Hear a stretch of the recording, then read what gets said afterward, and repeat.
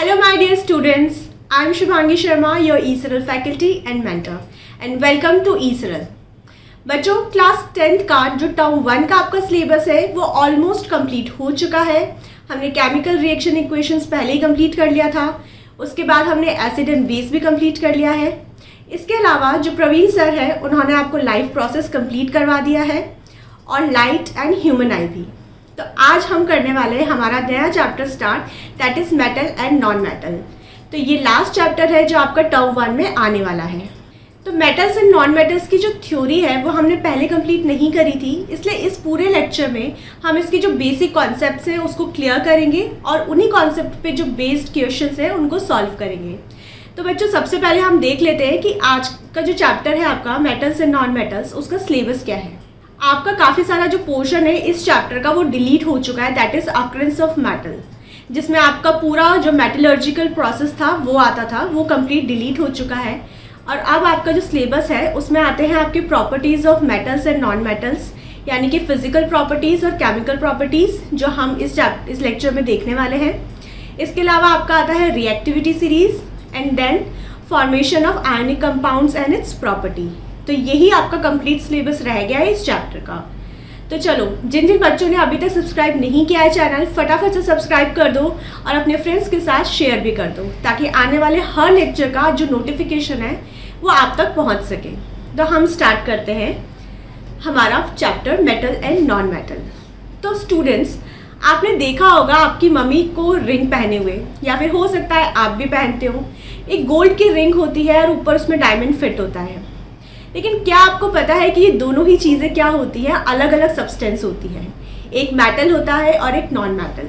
जो गोल्ड की रिंग है, gold itself is a metal, but उस पर जो डायमंड फिट होता है वो एक नॉन मेटल होता है। यानी आपकी जो डायमंड रिंग है वो मेटल एंड नॉन मेटल का एक कॉम्बिनेशन होती है। तो first of all, what is metal and what is non metal? कैसे हम डिफाइन करते हैं किसी भी चीज़ को कि कौन सा चीज़ मेटल है और कौन सा नॉन मेटल? तो सबसे पहले हम इसकी एक पीरियोडिक टेबल देखते हैं। पीरियोडिक टेबल का जो फुल एक्सप्लेनेशन है वो आपका एक नेक्स्ट चैप्टर आएगा, पीरियोडिक क्लासिफिकेशन ऑफ एलिमेंट्स। हम उसमें उसको बहुत ही डिटेल में पढ़ेंगे, लेकिन अभी के लिए हम सिर्फ इतना देखते हैं कि मेटल्स की पोजीशन क्या होती है और नॉन मेटल की पोजीशन क्या होती है ऑन पीरियोडिक टेबल।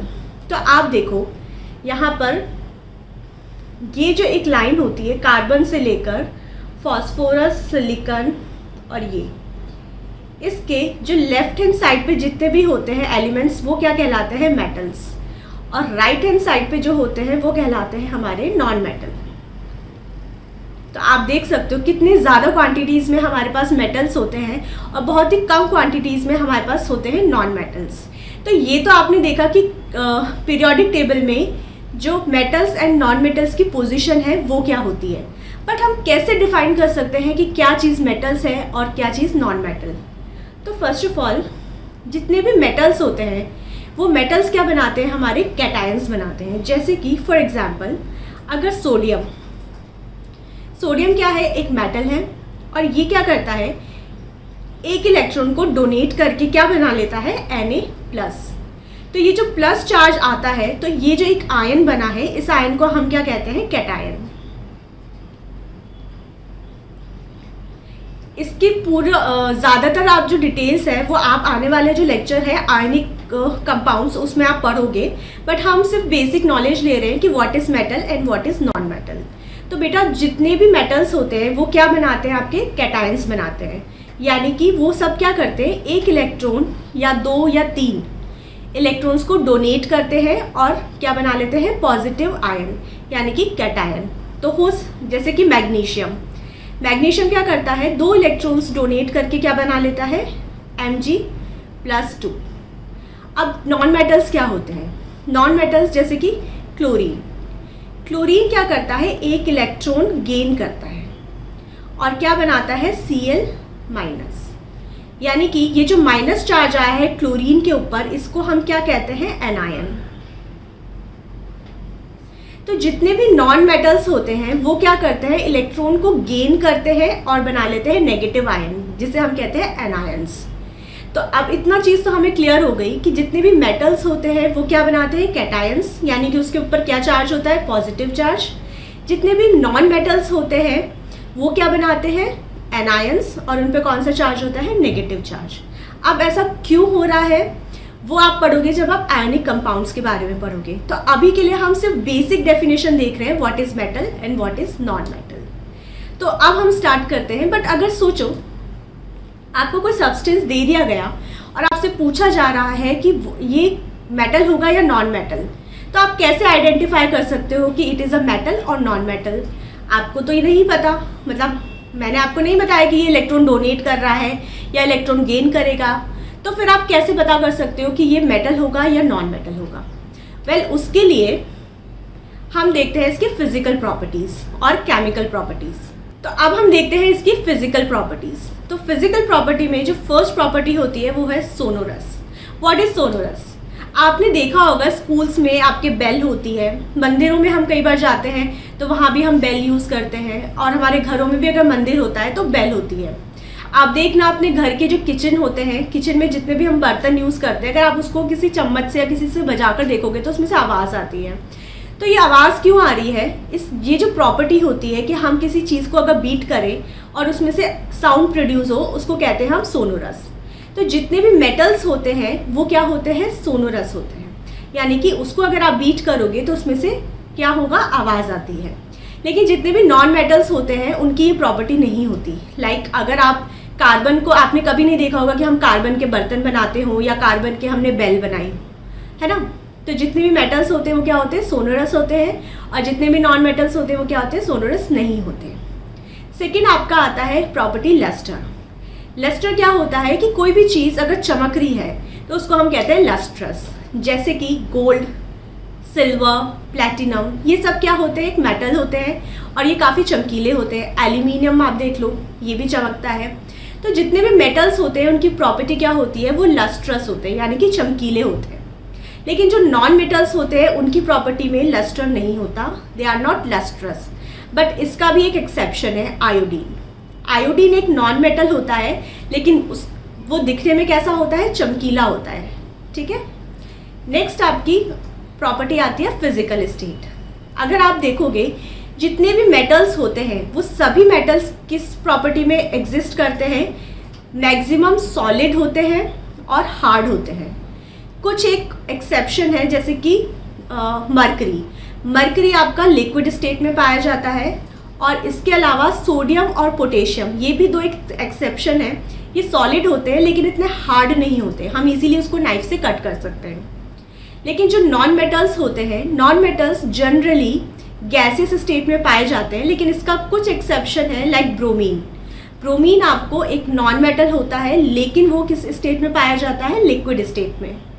इसके अलावा डायमंड। डायमंड क्या है, कार्बन का एक एलोट्रोप है। Carbon itself is a non metal, but diamond is the hardest material on the earth. Non metal होते हुए भी ये हार्डेस्ट सब्सटेंस होता है। नेक्स्ट आपकी प्रॉपर्टी आती है मेलिएबल। अब मेलिएबल क्या होता है? देखो, मेलिएबिलिटी का मतलब होता है अगर आप किसी भी सब्सटेंस को बीट करो और उसको बीट करके हम थिन प्लेट बना सके, तो उसको हम क्या कहते हैं, मेलिएबिलिटी कहते हैं। जैसे कि हम टिन है, टिन शेड हम यूज़ करते हैं। क्यों यूज़ कर पाते हैं कि टिन एक मेटल है, उसको हम बीट करके पतली पतली शीट्स बना लेते हैं। इसके अलावा आप देखो एल्यूमिनियम फॉइल, जो आप घर में यूज़ करते हो अपना खाना पैक करने में, वो कैसे बनाई जाती है? तो जितने भी मेटल्स होते हैं वो क्या होते हैं, मेलिएबल होते हैं। आप उनको बीट करके थिन शीट्स बना सकते हो। लेकिन जो नॉन मेटल्स होते हैं उनकी जो प्रॉपर्टी होती है वो नॉन मेलिएबल होते हैं, मतलब आप उनको बीट करके थिन शीट्स में कन्वर्ट नहीं कर सकते। नेक्स्ट प्रॉपर्टी हम देखते हैं ductility. What is ductility? Ductility का मतलब होता है अगर आप किसी सब्सटेंस को थिन वायर्स में कन्वर्ट कर दो तो दैट इज कॉल्ड डक्टिलिटी। जैसे कि आप देखोगे कॉपर वायर्स यूज़ करते हैं हमारे घरों में इलेक्ट्रिसिटी के लिए। तो वायर्स कैसे बनते हैं? क्योंकि कॉपर की प्रॉपर्टी होती है डक्टिलिटी। इसके अलावा सबसे बेस्ट एग्जांपल होता है गोल्ड का। आपको पता है सिर्फ 1 ग्राम गोल्ड से आप 2 किलोमीटर लंबा वायर बना सकते हो। हम जो ज्वेलरीज पहनते हैं इजीली वो क्यों बना पाते हैं? क्योंकि मेटल्स की प्रॉपर्टी होती है हम इजी डक्टिलिटी। लेकिन जो नॉन मेटल्स होते हैं वो डक्टाइल नहीं होते, हम उनको बीट करके कोई भी लंबा वायर वगैरह कुछ नहीं बना सकते। नेक्स्ट आपकी प्रॉपर्टी आती है हीट कंडक्टिविटी। हीट कंडक्टिविटी का मतलब क्या होता है? कोई भी सब्सटेंस अगर हीट का अच्छा कंडक्टर है, इसका मतलब है कि उसमें जो हीट फ्लो है वो बहुत ही इजीली और अच्छे से होता है। तो आप देखो आपके घरों में हम जितने भी बर्तन यूज़ करते हैं वो किस चीज़ के यूज़ करते हैं, मेटल्स के करते हैं, जैसे कि स्टील के, आयरन के या फिर एल्यूमिनियम के बर्तन हम यूज़ करते हैं। आजकल कुछ नॉन स्टिक भी यूज़ करते हैं, बट उसका जो बेस होता है वो इटसेल्फ क्या होता है, एल्यूमिनियम, बट हम उसके ऊपर प्लास्टिक की कोटिंग करके नॉन स्टिक बर्तन बनाते हैं। तो ये सब हम क्यों करते हैं, क्योंकि जितने भी मेटल्स होते हैं उनका जो मेल्टिंग पॉइंट होता है वो बहुत हाई होता है, plus they are good conductor of heat. यानी जब आप उसको गर्म करोगे तो वो खुद मेल्ट नहीं होते, लेकिन उनमें हीट फ्लो होता है, और इसी प्रॉपर्टी की वजह से आपका जो खाना है वो इजीली पक जाता है। लेकिन जितने भी नॉन मेटल्स होते हैं उनमें ये प्रॉपर्टी नहीं होती, मतलब they are not a good conductor of heat. Next आपकी प्रॉपर्टी आती है electrical conductivity. Now what is electrical conductivity? कोई भी सब्सटेंस अगर इलेक्ट्रिकल का कंडक्टर है, इसका मतलब कि उसमें इलेक्ट्रिसिटी इजीली फ्लो हो सकती है। तो जितने भी मेटल्स होते हैं वो क्या होते हैं, इलेक्ट्रिकल कंडक्टर होते हैं। आप देखो आपके घरों में जो वायरिंग यूज़ होती है उसमें हम क्या यूज़ करते हैं, कॉपर वायर। कॉपर क्या होता है, एक मेटल होता है, क्योंकि वो इलेक्ट्रिसिटी का एक अच्छा कंडक्टर होता है, इसीलिए उसमें इलेक्ट्रिसिटी बहुत ही ईजिली फ्लो होती है। लेकिन जो नॉन मेटल्स होते हैं, नॉन मेटल्स में ये प्रॉपर्टी नहीं होती, they are not a good conductor of electricity. But इसका भी एक एक्सेप्शन है, वो है ग्रेफाइट। ग्रेफाइट कार्बन का एक एलोट्रॉप होता है। कार्बन इटसेल्फ क्या होता है, एक नॉन मेटल, बट ग्रेफाइट जो इलेक्ट्रिसिटी है उसका अच्छा कंडक्टर होता है। तो स्टूडेंट्स, आपने देखा होगा कि कैसे हम आइडेंटिफाई कर सकते हैं फिजिकल प्रॉपर्टी के थ्रू कि कौन सा जो सब्सटेंस है वो मेटल होगा या फिर कौन सा सब्सटेंस नॉन मेटल होगा। तो हमने बहुत सारी यहाँ पे प्रॉपर्टीज देखी और डिफरेंस देख लिया मेटल और नॉन मेटल में। तो अब इसी कॉन्सेप्ट के ऊपर हम इसके कुछ क्वेश्चंस को सॉल्व करते हैं।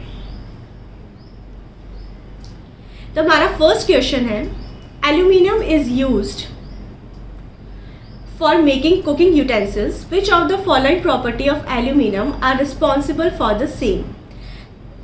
एल्यूमिनियम को हम यूज़ करते हैं हमारे खाने के बर्तनों को बनाने में। तो कुछ जो यहाँ पे 4 प्रॉपर्टीज़ लिखी हुई हैं, इन चारों में से कौन सी प्रॉपर्टी ऐसी है जो इस चीज़ के लिए उसको सपोर्ट करती है? तो फर्स्ट हमें दिया हुआ है गुड थर्मल कंडक्टिविटी। तो हम अगर खाने का बर्तन यूज़ कर रहे हैं तो उसकी प्रॉपर्टी क्या होनी चाहिए? फर्स्ट ऑफ ऑल, अगर हम उसे गर्म करें तो वो खुद पिघलना नहीं चाहिए। सेकंड, उसमें क्या होना चाहिए, अगर उसको हीट दे रहे हैं तो उसमें क्या हीट फ्लो होना चाहिए ताकि हमारा जो खाना है वो अच्छे से पक जाए। तो फर्स्ट हमें क्या ऑप्शन दिया हुआ है, गुड थर्मल कंडक्टिविटी। तो ये बिल्कुल करेक्ट है, क्योंकि वो थर्मल का अच्छा कंडक्टर होगा तभी उसमें हीट फ्लो होगी। सेकंड है ऑप्शन गुड इलेक्ट्रिकल कंडक्टिविटी। अब खाना बनाने में इलेक्ट्रिकल कंडक्टिविटी का तो कोई यूज़ नहीं है। डेफिनेटली एल्यूमिनियम एक मेटल है और वो अच्छा कंडक्टर होता है इलेक्ट्रिसिटी का, बट यहाँ पर हम कुकिंग की बात कर रहे हैं तो कुकिंग में इस प्रॉपर्टी का कोई यूज़ नहीं है। ठीक है, तो this is not the right answer. Third one is the ductility. Aluminium एक मेटल है और मेटल्स क्या होते हैं, डक्टाइल होते हैं। तो डेफिनेटली एल्यूमिनियम भी डक्टाइल होगा क्योंकि हम एल्यूमिनियम फॉइल्स यूज़ करते हैं, है ना। बट क्योंकि हम खाने की बात कर रहे हैं, खाना बनाने की, तो उसमें डक्टिलिटी प्रॉपर्टी कहीं पर भी यूज़ नहीं होती है। फोर्थ हम देखते हैं हाई मेल्टिंग पॉइंट। तो डेफिनेटली एल्यूमिनियम का मेल्टिंग पॉइंट हाई होना ही चाहिए ताकि हम उसे गर्म करें तो एल्यूमिनियम खुद ना पिघल जाए, बल्कि वो हीट को कंडक्ट करे और हमारा खाना अच्छे से उसमें पक जाए। तो कौन सी 2 प्रॉपर्टीज़ हैं जो इसमें फिट होती है? First one, it is a good thermal conductor, and fourth is high melting point.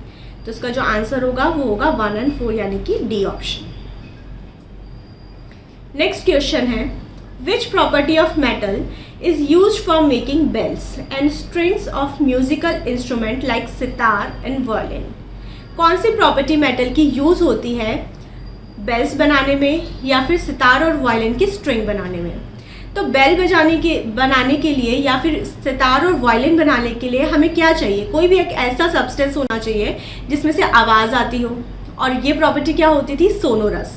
हमें पता है जितने भी मेटल्स होते हैं उनकी क्या प्रॉपर्टी होती है? वो सोनोरस होते हैं, यानी कि जब आप उसको बीट करोगे तो उसमें से क्या आती है? आवाज़ आती है। तो यानी कि this property is the right answer.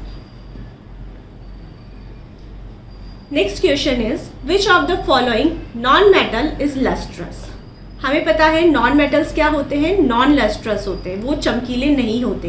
But इसका एक एक्सेप्शन भी हमने पढ़ा था, वो एक्सेप्शन क्या था, आयोडीन। आयोडीन एक नॉन मेटल है बट क्या होता है, वो लस्ट्रस होता है, दिखने में कैसा होता है, चमकदार होता है। तो इसका जो आंसर होगा वो क्या होगा, D, that is iodine. Next question हम देखते हैं, the most abundant metal in the earth's crust is. हमारी जो अर्थ का क्रस्ट है उस पर सबसे ज़्यादा पाया जाने वाला मेटल कौन सा होगा। तो हमारी जो अर्थ है उस पर जो सबसे ज़्यादा क्वांटिटी में मेटल पाया जाता है वो मेटल होता है एल्यूमिनियम। तो aluminium is the correct answer. Students, हमने आज के चैप्टर में जितना भी कॉन्सेप्ट क्लियर करा है हम सिर्फ उसी पे बेस्ड क्वेश्चंस करेंगे। नेक्स्ट लेक्चर में हम देखेंगे केमिकल प्रॉपर्टीज़ और साथ में रिएक्टिविटी सीरीज, और ट्राई करेंगे कि आयनिक कंपाउंड्स को भी उसी में कवर करते हुए इस लेक्चर को कंप्लीट कर दें। ठीक है, तो इस लेक्चर में हमने सिर्फ फिजिकल प्रॉपर्टीज़ पढ़ी है और फिजिकल प्रॉपर्टीज़ से रिलेटेड ही हम इसमें क्वेश्चंस भी सॉल्व करेंगे। तो अगर आपने सब्सक्राइब नहीं किया है चैनल को तो जल्दी से सब्सक्राइब कर दो और अपने फ्रेंड्स के साथ इसे शेयर भी कर दो। ठीक है, तो नेक्स्ट क्वेश्चन हम देखते हैं, which of the following is a characteristic of metal. हमें बताना है मेटल्स की कौन सी इनमें से एक कैरेक्टरिस्टिक होती है। अभी हमने बहुत सारी कैरेक्टरिस्टिक्स पढ़ी है तो हम इसमें देखते हैं कि कौन कौन सी कैरेक्टरिस्टिक्स में दी हुई है। फर्स्ट क्या दिया हुआ है, they have 1 to 3 valence electron.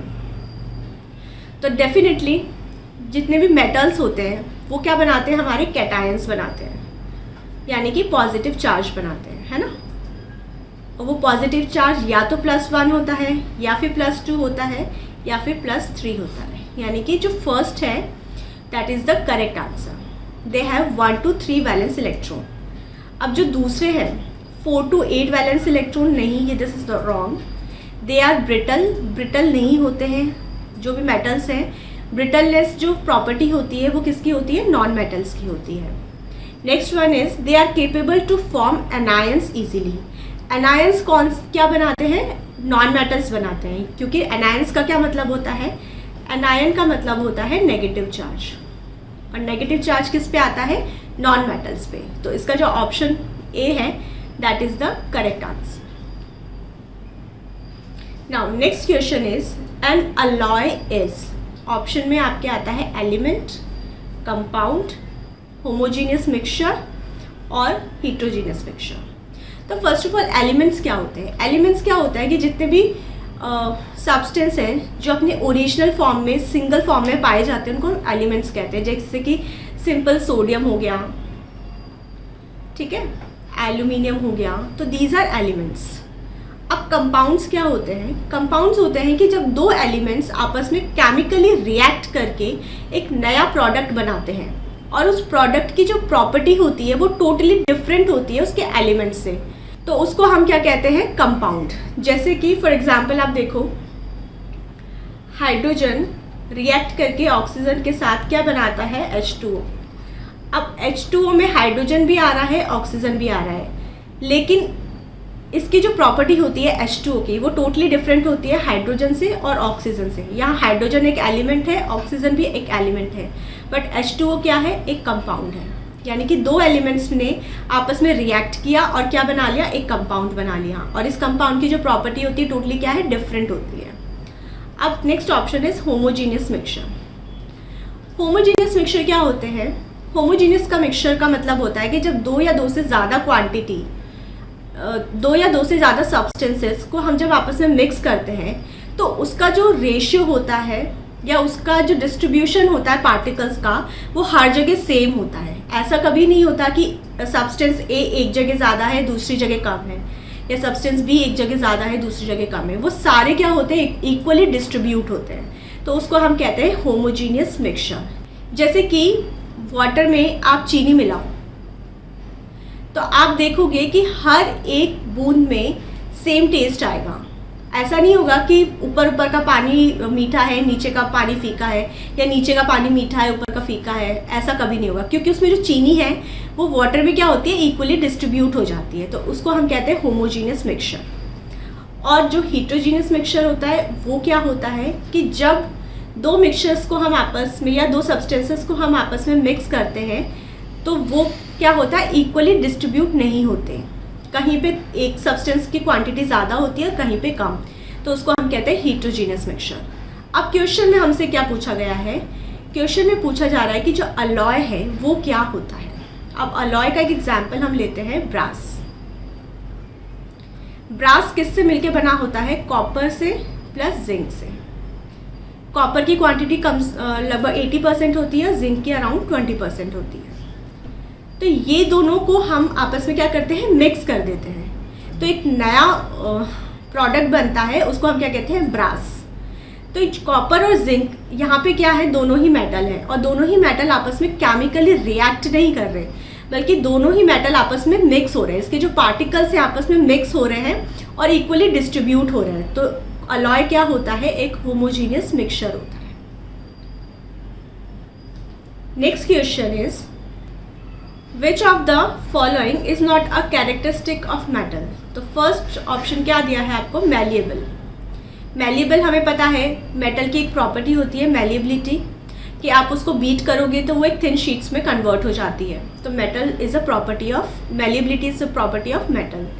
Second option है आपका इलेक्ट्रोपॉजिटिव नेचर। हमने स्टार्टिंग में ही देख लिया था कि जितने भी मेटल्स होते हैं वो मेटल्स क्या बनाते हैं, कैटायंस बनाते हैं, यानी कि पॉजिटिव चार्ज बनाते हैं। तो this is also property of metal. Third one is ductile.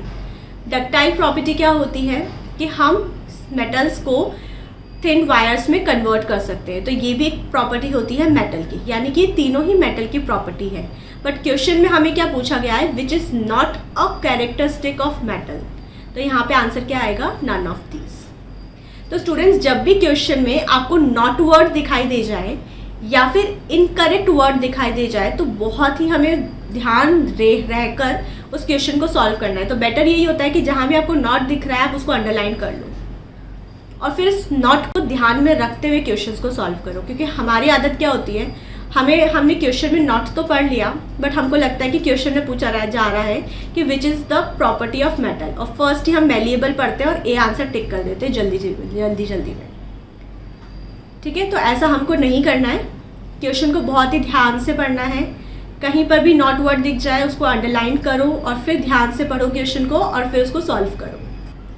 तो हमने एमसीक्यूज टाइप के क्वेश्चंस तो सॉल्व कर लिए। अब हम देखते हैं मैच द कॉलम टाइप की। मैच द कॉलम टाइप के क्वेश्चंस को सॉल्व करने का तरीका क्या होता है, देखो इसमें ना दो तरीके के कॉलम्स दिए हुए होते हैं। जैसे कि आपको दिया हुआ है कॉलम 1 और कॉलम 2। तो कॉलम 1 में आपको कुछ रोज़ दी हुई है, कॉलम 2 में भी आपको रोज़ दी हुई है। कॉलम 1 के हर एक एलिमेंट को आपको मैच करना होता है कॉलम 2 के एलिमेंट से। फॉर जैसे हम इसमें देखते हैं क्वेश्चन में पहला एलिमेंट आपको दिया हुआ है आयोडीन। अब कॉलम 2 में आपको क्या क्या गिवन है, कॉलम 2 में दिया हुआ है लिक्विड मेटल। क्या आयोडीन लिक्विड मेटल होता है, नहीं होता। Liquid non metal, no it is not a liquid non metal.